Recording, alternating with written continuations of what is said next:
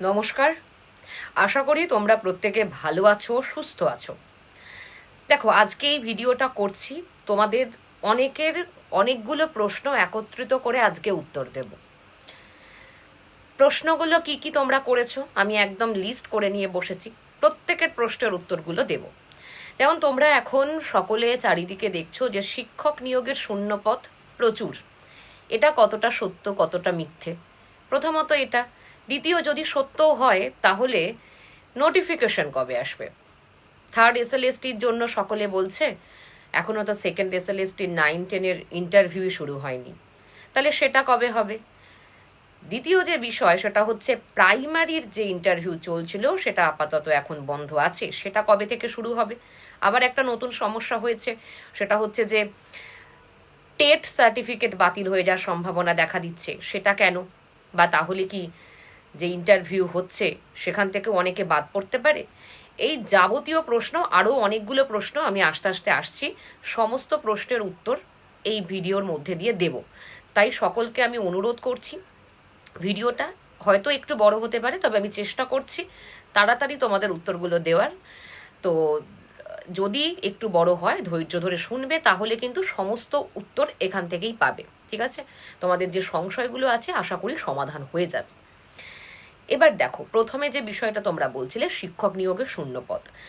দেখো, একটা বিষয়ের প্রত্যেকে জানো, এই যে 6 তারিখের যে কর্মসংস্থান পেপার, সেই পেপার অনুযায়ী এত বিষয় উঠে আসছে। ঠিক আছে? তাহলে সেই পেপারে সমস্ত চাকরির নিয়োগের শূন্য পদের একটা মোটামুটি হিসাব দেওয়া হয়েছে 4 লাখের কাছাকাছি।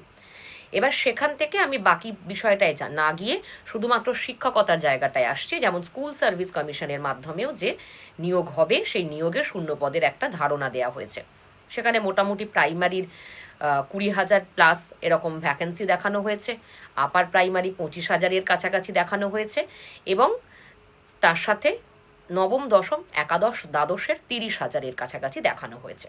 এবার তোমাদের সকলের প্রশ্ন, এগুলো কি নতুন করে ভ্যাকেন্সি বা নতুন করে নিয়োগের জন্য শূন্য পদ, নাকি সমস্তটা ধরে? না, নতুন করে নিয়োগের শূন্য পদই দেওয়া হয়েছে। ঠিক আছে? কারণ আগে যে নিয়োগ হচ্ছিল, যেমন আমি যদি ধরে নিই এখন, যে ধরো সেকেন্ড এসএলএসটির যেটা চলছিল সেটা হচ্ছে অনেক আগের নোটিফিকেশন প্রকাশিত হয়েছে, তারপর পরীক্ষা হয়েছে, তারপরে 9-10-এর বাকি আছে ইন্টারভিউ, 11-12-এর ইন্টারভিউয়ের প্রসেস সবই প্রায় হয়ে গেছে, এবং প্রায় তাদের জয়নিংয়ের কাছাকাছি সবই কমপ্লিটের দিকে। ফলত এখন বিষয় হচ্ছে যে এই যে পরীক্ষাগুলোর প্রসেস আগে এগিয়ে গেছে, সেগুলোর শূন্যপদ তো আগেই চাওয়া হয়েছে। ঠিক আছে? ব্যাপারটা বুঝবে একটু ভালো করে। সেগুলো শূন্যপদ আগেই চাওয়া হয়। এবার একটা বিষয় দেখো, এগুলো নতুনভাবেই ভ্যাকেন্সি ক্রিয়েট হচ্ছে। এবার একটা কথা তোমরা প্রত্যেকে জানো, যে 5ই জুন মুখ্যমন্ত্রীর সমস্ত দপ্তরের আধিকারিকদের সাথে মিটিংয়ে বসার কথা ছিল এই নিয়োগ সংক্রান্ত যাবতীয় বিষয় নিয়ে আলোচনার জন্য, কিন্তু কোনো কারণবশত সেটি হয়নি। সম্ভাবনা আছে 10ই জুন এই মিটিংটা হওয়ার। এবং তোমরা এও জানো যে 3রা জুনের মধ্যে সমস্ত দপ্তরগুলিকে বলা হয়েছিল শূন্য পদের হিসাব দিতে। এবং এই কিছুদিন আগে আরও একটি বিষয় হয়েছে, যেহেতু এখন কলেজ সার্ভিস কমিশনের ফর্ম ফিল আপ চলছে, ফলত কিছুদিন আগে সেটাও দেখা গেল যে কমিশন থেকে জানানো হয়েছে যে সমস্ত সরকারি কলেজগুলো সহকারী অধ্যাপকদের যে পদ, কত শূন্য পদ আছে তার হিসাব দেবে। ফলে দেখো, একটা সমীকরণ খুব সহজ, সেটা হচ্ছে যদি এই শূন্যপদ চাওয়ার মানেই হচ্ছে নিয়োগ হবে বা নিয়োগের প্রসেস এগোচ্ছে। ঠিক আছে? কারণ তখনই শূন্যপদ চাওয়া হয় যখন নিয়োগের কথা সরকার ভাবে। এটা আশা করি প্রত্যেকে জানো। শূন্যপদের হিসাব অনুযায়ী সবকিছু কার্যক্রম হয়, কারণ শূন্যপদ অনুযায়ী 100 রোস্টার কার্যকরী হয়। এগুলো নিশ্চয়ই তোমাদের সকলেরই জানার বিষয়। ফলে এই যে শূন্যপদ চাওয়া হচ্ছে বা শূন্যপদ অ্যাপ্রক্স একটা দেখানো হয়েছে, সেই হিসাবটা কিন্তু সরকারের কাছেই আছে। এই যে কর্মসংস্থান পত্রিকায় যেটা আমরা দেখছি প্রকাশিত হয়েছে, এটা অবশ্যই একটা সম্ভাব্য, ঠিক আছে, একটা অ্যাপ্রক্স শূন্যপদ বলা হয়েছে। কিন্তু আসলে যেটা সত্য কথা সেটা হচ্ছে যে সরকার যে শূন্যপদ চেয়েছে তারই মোটামুটি একটা ধারণা এখান থেকে আমরা দেখতে পাচ্ছি। তাহলে কি প্রাইমারির 20,000-এর বেশি শূন্যপদ আছে, এবার তোমরা এই প্রশ্ন করতে পারো, অনেকেই এটা জানতে চেয়েছো অবশ্য, যে ইন্টারভিউ চলছে, মানে চলছিল, এখন বন্ধ আছে, তো সেখানে তো 13,400 সামথিং যে শূন্য পদের আর কি এই নিয়োগ হচ্ছিল, তাহলে কি সেটা ধরে এটা? না, সেটা ধরে এটা নয়, সেটা আলাদা, আর এটা পুরোপুরি আলাদা। এবং তোমরা এটা জানো, বারবার বলেছি যে শিক্ষা ব্যবস্থাটাকে নতুনভাবে সাজানোর পরিকল্পনা অলরেডি সরকার শুরু করে দিয়েছে। এখনো বলা ভালো, 1 মাসও হয়নি নতুন সরকার এসেছে, যেভাবে কাজ এগোচ্ছে মোটামুটি আশা করা যায় বড়সড় ধরনের নিয়োগ কিন্তু হবে। এবার কেন হচ্ছে না সেটার বিষয়ে আসবো একটু পরে। নোটিফিকেশন কবে আসবে একদম মানে একদম যুক্তিসঙ্গত বাস্তব কথা বলে দেব, ঠিক আছে? সেটা মানে কোনো রকম দ্বিরুক্তি আর হবে বলে আমার মনে হয় না, বলছি সে বিষয়টায়। তার আগে আরেকটা ব্যাপার বলি, সেটা হচ্ছে যে তোমাদের যে বিষয়টা আরেকটা প্রশ্ন আছে যে এই যে শূন্যপদ, এটা কি সত্যি না মিথ্যে? দেখো, একটা কথা খুব সত্যি, এটা অবশ্যই সত্য শূন্যপদই, মিথ্যা নয়। এবং যেটা তোমরা ভাবছো যে এসএলএসটি হয়নি, মানে এই এখনো সমাপ্ত হয়নি, আবার থার্ড এসএলএসটি কি করে আসবে, দেখো একটা বিষয় সত্যি যে যেই এই নতুনভাবে যখন সরকার গঠন হলো, এখনো সম্পূর্ণরূপে আমরা দেখেছি পূর্ণ মন্ত্রিত্ব পদ গঠন হয়নি, শিক্ষামন্ত্রী এখন আমাদের নেই, সেটা এ মাসের মধ্যেই নির্বাচিত হয়ে যাবেন, তিনি যেই হন, ঠিক আছে, তিনি নির্বাচিত হয়ে যাবেন শিক্ষামন্ত্রী নির্বাচন হয়ে গেলেই আমরা ধীরে ধীরে এই সমস্ত বিষয়ের কাজটা এগোতে দেখব। এবার তোমরা একটা কথা বলো, সমস্ত জায়গার সভাপতিরা যারা হচ্ছে পদত্যাগ করেছেন, এবার ফলে এখন তো কি করে কাজ এগোবে? এখন কাজটা এগোবে কি করে? এই যে তোমরা বারবার দুশ্চিন্তা করছো বাতিল হয়ে যাবে, আরে বাবা, বাতিল হওয়ার থেকে বড় বিষয়, বাতিল তো হবে না, প্রথমত এসএলএসটি বাতিল হবে না, যারা বলছে কান দিও না। কখনো কোনো জায়গায় সরকার এটা নিয়ে কথা বলেনি যে এসএলএসটি বাতিল হয়ে যায়, বাতিল হলে মহা মুশকিলে পড়বে সরকার নিজে, সব থেকে বড় বিষয়, এটা মাথায় রেখো। আর দ্বিতীয় যে বিষয়টা হচ্ছে যে সমস্ত জায়গার সভাপতিরা এখন নেই, চেয়ারম্যানরা নেই, সুতরাং এখন কি করে কাজ এগোবে? প্রাইমারি ইন্টারভিউয়ের ক্ষেত্রেও তাই, এসএলএসটির ভেরিফিকেশনের ক্ষেত্রেও তাই, এটা তোমাদেরকে ভাবতে হবে। আর আপার প্রাইমারি নোটিফিকেশন আসবে 100 বার আসবে, শুধু শিক্ষামন্ত্রীটা হয়ে যাওয়ার পরই পূর্ণ মন্ত্রিত্ব পদগুলো নির্ধারণ হয়ে যাক, নির্দিষ্ট দপ্তরের সম্পূর্ণ মন্ত্রীরা তাদের নিজেদের যে দপ্তর সেখানে দায়িত্ব গ্রহণ করুন, তারপর দেখবে নোটিফিকেশন আসছে কি আসছে না। সেটা এ মাসের মধ্যেই সম্পন্ন হয়ে যাবে, খুব শীঘ্রই কাজটা হবে, জানো সকলে এই বিষয়। তারপরে এই কাজগুলো এগোবে। এবার যে বিষয়টা বলার, যে তাহলে এটা সত্য না মিথ্যা, বললাম এটা অবশ্যই সত্য, এবং সমস্ত দপ্তরেরই শূন্যপদ চাওয়া হয়েছে, শুধু শিক্ষকতার দিক থেকে নয়, সমস্ত অন্যান্য যে সমস্ত সরকারি চাকরির সেই সমস্ত দপ্তর থেকে শূন্যপদের হিসাব চাওয়া হয়েছে। একটা মোটামুটি অ্যাপ্রক্সিমেট হিসাব এইটাই দাঁড়ায়, ঠিক আছে? এরপরে যদি আমি বলি যে এই শূন্য পদে শুধু নতুনদের জন্য নাকি যে সমস্ত পরীক্ষা হয়ে গেছে, অলরেডি আমি উত্তরটা দিয়ে দিলাম, যে এই শূন্য পদের যে হিসাবটা এখন তোমরা দেখতে পাচ্ছ, এটা পুরোপুরি নতুনদের জন্য, নতুন ভ্যাকেন্সিজ ক্রিয়েট হয়েছে, এটা নতুনভাবে যে ভ্যাকেন্সিজ আছে, প্রাইমারি আপার প্রাইমারি এসএলএসটিতে ভ্যাকেন্সিজ আছে, প্রচুর আছে, এত বছর ধরে ঠিকঠাক কিছু নিয়োগ হয়নি, থাকবে তো 100 বার, এটা তো একটা কমন সেন্স। ফলে আছে, সরকার চাইলে, আগের পূর্বতন সরকার চাইলেও নিয়োগ করতে পারতো, এই সরকারের সদিচ্ছা এখনো পর্যন্ত দেখতে পাচ্ছি, ফলত দেখা যাচ্ছে যে নিয়োগ হবে এবং সেটা খুব শীঘ্রই হয়ে যাবে। মানে এই শিক্ষামন্ত্রী আসার পর পর তোমরা দেখতে থাকবে যে কত নোটিফিকেশন আসছে, একটার পর একটা আসবে, মিলিয়ে নিও আমার কথা। যারা চারিদিকে লিখছো, আমি দেখেছি কম বেশি সোশ্যাল মিডিয়াতেও লিখেছো এটা ফেক নিউজ ইত্যাদি, কিচ্ছু হবে না যারা বলছো, আমি জানি এই সমস্ত মানুষেরাই আগে প্রিপারেশন শুরু করে দেয়, বাকি জনেদের ডিমোটিভেট করে। তো তোমাদের সকলকে বলবো সচেতন হও। দেখো, চাকরির সুযোগ কিন্তু বারবার পাবে না, একটা কথা খুব সত্য, একদম বাস্তব কথা, যে সরকার যখন আসে, প্রথম সরকার গঠনের পর একটা হিউজ রিক্রুটমেন্ট হয়, এটা একদম ধ্রুব সত্য কথা। ফলে পরে কি হবে আবার কি হবে থেকে এখন সুযোগ পাচ্ছ, নিয়ে নাও সুযোগটা, ঠিক আছে? আচ্ছা, এরপরে নোটিফিকেশন কবে আসবে বললাম, আপারের নোটিফিকেশনও সমস্তটাই আসবে এই মাসের মধ্যে। আপার প্রাইমারি নোটিফিকেশন আসবে, এটুকু একদম শিওর থাকো। আর এসএলএসটির নোটিফিকেশন কিন্তু আসার সম্ভাবনা প্রবল। থার্ড এসএলএসটির কথা বলছি, কারণ 9-10-এর ইন্টারভিউ প্রসেস কমপ্লিট করতে বেশি সময় লাগবে না। একটু ঝামেলা ওখানে হয়ে আছে অবশ্যই, কিন্তু সেটা একবার শুধু মুখ্যমন্ত্রীর সাথে মিটিংয়ে বসলেই সমস্ত ব্যাপারটা ঠিকঠাক হয়ে যাবে। ঠিক আছে, এই যে জটিলতা কি করে কাটানো যাবে তার একটা মধ্যপন্থা অবশ্যই বার করা হবে। সরকার সেদিকেই এগোচ্ছে, কোনো কিছু বাতিল না করে মধ্যপন্থা অবলম্বন করবে, দেখে নিও। দ্বিতীয় বিষয় হচ্ছে তাহলে এসএলএসটির নোটিফিকেশন নয় পুজোর আগে নয় পুজোর পরে। এবার সম্ভাবনা যেটা 31শে আগস্টের মধ্যে তো সম্পূর্ণ বিষয়টা যদি সমাপ্ত করা না সম্ভব হয়ে থাকে, কারণ জুলাই আগস্ট, ঠিক আছে, জুলাই আগস্ট 31শে আগস্ট একদম কাছেই এসে গেছে প্রায়। ফলে তাহলে সেপ্টেম্বর লাগতে পারে আর খুব বেশি হলে। তাহলে পুজোর আগে নোটিফিকেশন বেরোতে পারে অথবা পুজোর ঠিক পরই বেরোবে নোটিফিকেশন থার্ড এসএলএসটি। ঠিক আছে, এবার একটা কথা বলে রাখি, নোটিফিকেশন যাই বেরোক না কেন, যবেই বেরোক, বেরোনোর 2 থেকে 3 মাস বা ম্যাক্সিমাম 2 মাস টাইম পাবে, 2 থেকে আড়াই মাস। ঠিক আছে, এটাই হয়, প্রত্যেকবারই হয়ে এসেছে, আমি সে অভিজ্ঞতা থেকেই বলছি। হলো।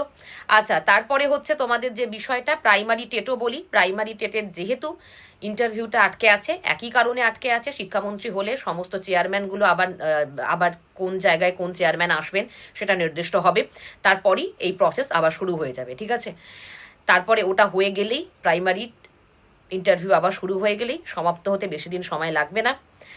এবং এই সরকার যে গতিতে কাজ করছে মোটামুটি বোঝা যাচ্ছে ঝড়ের গতিতেই কাজ এগিয়ে যাবে। তারপরই প্রাইমারি টেটেরও নোটিফিকেশন চলে আসবে এবং আসতেই হবে। প্রত্যেকে জানো আপার প্রাইমারি টেট বছরে 2টো করে টেট নিতেই হবে অন্ততপক্ষে এখন ইন সার্ভিসদের জন্য, কিচ্ছু করার নেই।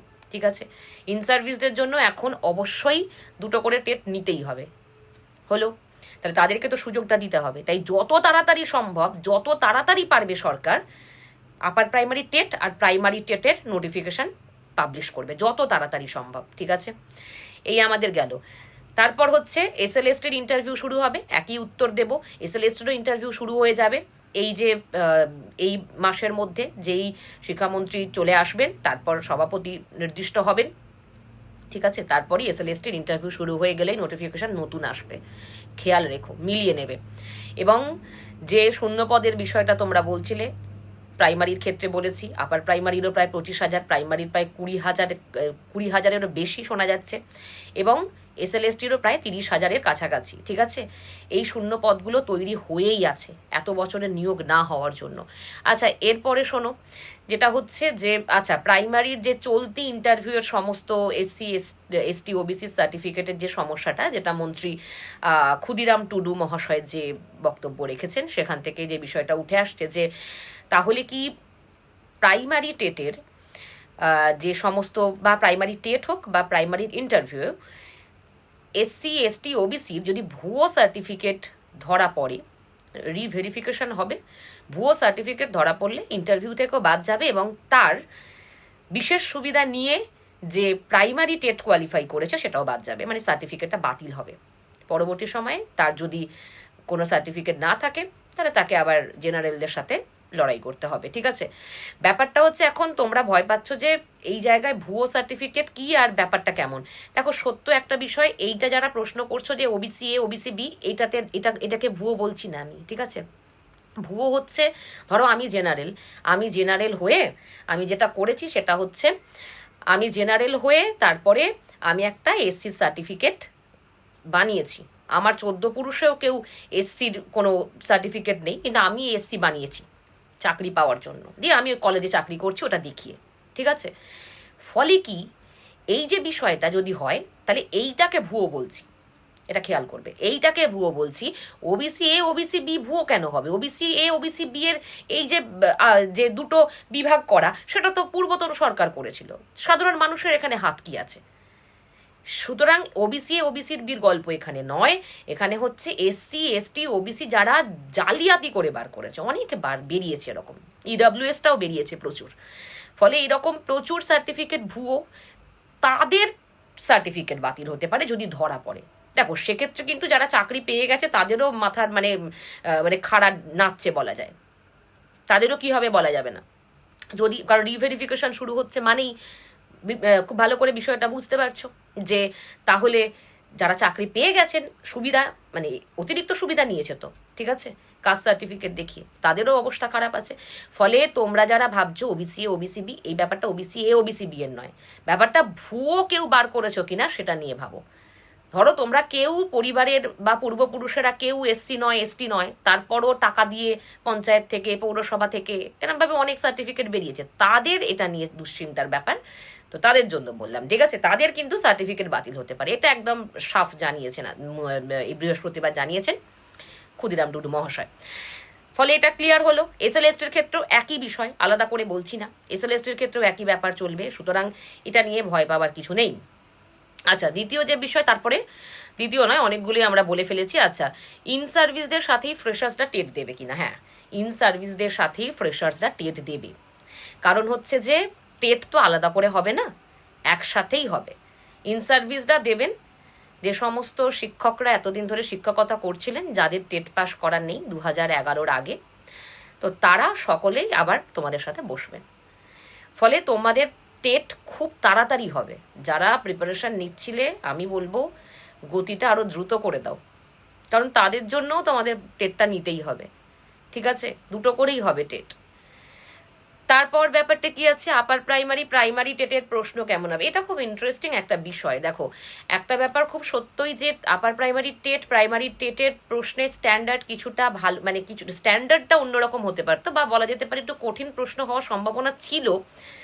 এখন যেহেতু ইন সার্ভিসরা বসবেন, ফলত আমার মনে হয় না যে প্রশ্নর ধরন ভীষণ কঠিন হবে বলে, ঠিক আছে। সিটেটের কাছাকাছি প্রশ্ন তোমরা অনেকেই জিজ্ঞেস করছিলে যে ম্যাডাম তাহলে কি হতে পারতো, ঠিক আছে, হতে পারতো, কিন্তু এখন যেটা সম্ভাবনা সেটা হচ্ছে যে যেহেতু ইন সার্ভিসরা বসবেন, এখন খুব একটা প্রশ্ন কঠিন হবে না, এটা সত্য কথা। তোমরা আগে প্রাইমারি টেটে দেখেছো অবশ্য কোয়েশ্চেন কিন্তু বেশ কঠিন হয়েছিল, এবং তার জন্য অনেকেই মানে অনেক কম সংখ্যক ছেলে মেয়ে টেট পাস করেছিল। আর এখানে একটা কথা বলে রাখবো, দেখো, ইন সার্ভিসদের শুধু পাস করলেই হবে টেটটা, কিন্তু তোমাদের যেটা করতে হবে, তোমাদের কিন্তু নাম্বার তুলতে হবে, ঠিক আছে। মানে তোমাদের ওখানে যেহেতু ওয়েটেজ থাকবে, ফলে তোমাদের নাম্বারটা তুলতে হবে। 90-এ পাস মানে 90 পেয়ে গেলাম, ওতে কিছু লাভ হবে না। ইন্টারভিউ টিকে থাকতে হলে তোমাকে 150-এর মধ্যে অন্তত পক্ষে 120 তো তোলার মানে টার্গেট রাখতে হবে, 120 বা 130, ঠিক আছে। ফলে এইটা একটু খেয়াল রেখো। আর সেই কারণে অবশ্যই মানে প্রস্তুতি আগে থেকে শুরু করবে। দেখো, যত প্র্যাকটিস করবে, সত্য কথা, পরীক্ষার হলে গিয়ে তত তোমার কনফিডেন্সটা বাড়বে, এটা একদম সত্য কথা। সমস্ত কিছুতে পরিশ্রম ছাড়া কিছু হয় না, পড়াশোনাও তো তার থেকে আলাদা কিছু নয়, কোনো ফলই পরিশ্রম ছাড়া পাওয়া যায় না। এবং যে যত জীবনে বড় হতে চায় তার তত বেশি পরিশ্রম। আচ্ছা, তারপর দেখো, তাহলে কি প্রশ্নের কথা বললাম। আচ্ছা, টেটের নম্বর বেশি তুলতে হবে। হ্যাঁ, টেটের নম্বর বেশি তুলবো কিভাবে, যেমন প্রশ্নটা এসেছে। দেখো, টেটের নাম্বার বেশি তোলা, ওই যে বললাম প্রস্তুতি আগে থেকে শুরু করতে হবে। একটা জিনিস যখন তুমি বারবার পড়বে, তোমাকে মুখস্থ করার জন্য মুখস্থ মানে পড়তে হবে না যে মুখস্থ করার জন্য আমি পড়ছি, অটোমেটিক হয়ে যায়। প্র্যাকটিসটা এমন জিনিস, ঠিক আছে, প্র্যাকটিস মেক্স পারফেক্ট, তোমরা জানো।